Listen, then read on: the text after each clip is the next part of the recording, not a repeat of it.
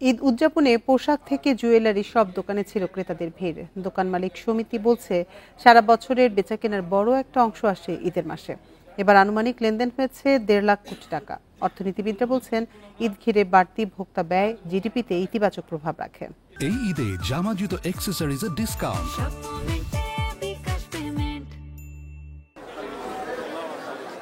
নতুন পোশাক উৎসব আয়োজনের অন্যতম অনুষঙ্গ।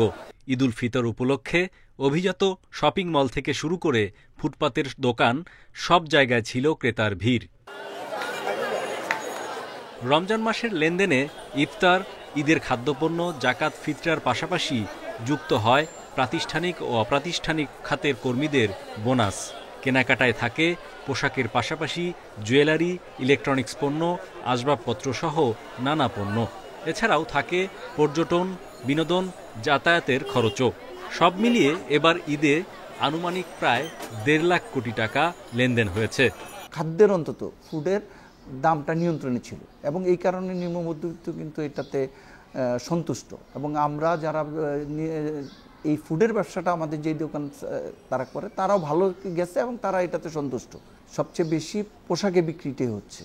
আমার যদি ধারণা ভুল না হয়ে থাকে, প্রায় 20% কিন্তু বেচা বিক্রি, গাড়ির ইয়ারলি বেচা বিক্রিটা ঈদে হয়।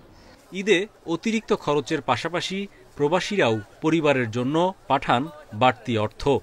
জাকাতের অর্থের বড় অংশ যায় গ্রামে। লেনদেনের ইতিবাচক প্রভাব পড়ে অর্থনীতিতেও। ঈদ তো যেহেতু একটা স্পেশাল সার্কামস্টেন্সেস, এটাকে ঘিরে মানুষের একটা বাজেট থাকে, তার একটা অতিরিক্ত চাহিদা থাকে। আবার যারা প্রডিউসার আছে তারা চাহিদাকে সামনে রেখে তারা অনেক অতিরিক্ত পণ্য উৎপাদন করে থাকে।